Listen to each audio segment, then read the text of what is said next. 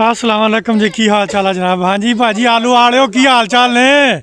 आलू वाले की हाल चाल ने तुहाडा? किद्दां मूँह वलेट के फिरदे जे? अस्सलाम वालेकुम जी। वालेकुम सलाम। की हाल चाल है जनाब? ठीक हो? सेहत भी ठीक है? भाजी किद्दां ठीक जे?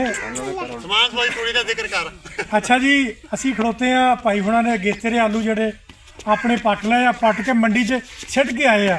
इन्हां कोल अज पुछदे की हालात आ मंडी दे ते किद्दां रहे, चंगे रहे जे कि मंदे रहे जे? होर की नाम तुहाडा जी? आफ्ताब भाई, मूँह तो थोड़ा लाओ, आवाज सुनाओ की रहा अपना सूरत हाल है आलू वाली? कोई सूरत हाल नहीं। अच्छा जी, 1100 थोड़ा दे के आए। अच्छा जी, केड़ा रत्ता के चिट्टा? चिट्टा चिट्टा चिट्टा ते 1100 का चिट्टा हाँ जी। ते रत्ता किन्ने दा विकिया? रत्ता अपना है ही नहीं सी। नहीं सी हैगा, सिर्फ चिट्टा ही सीगा। चिट्टा ही सी। ते ਇਹਦੇ ਵਿੱਚ ਆਪਾਂ ਨੂੰ ਕਿੰਨਾ ਕੁ ਪ੍ਰੋਫਿਟ ਹੋ ਗਿਆ? 2 लाख नुकसान है। ਕਿੱਲੇ ਦਾ? नहीं टोटल 2 किले में। ਅੱਛਾ 2 ਕਿੱਲੇ ਪੱਟੇ ਸੀਗੇ, ਇਹ ਅਗੇਤਰੇ 2 ਕਿੱਲੇ ਲਾਏ ਸੀ। हाँ जी 2 किले के। ਬਾਕੀਆਂ ਦੀ ਕੀ ਸੂਰਤ ਹਾਲ ਹੈ? बाकी ये लेट ने महीना क ला जाने। ਮਹੀਨਾ ਕੁ ਲਾਈ ਜਾਂਦੇ ਨੇ ਤੇ ਇਹ ਅਗੇਤਰੇ ਆਲੂਆਂ ਦਾ ਇਹ ਹਾਲ ਆ ਕਿ ਵੀ ਲੱਖ ਰੁਪਈਆ ਆਫਤਾ ਭਾਈ ਤੁਹਾਨੂੰ 20 ਕੱਢ ਕੇ ਲੱਖ ਰੁਪਈਆ ਪਿਆ ਕਿ 20 ਸਮੇਤ ਪਿਆ?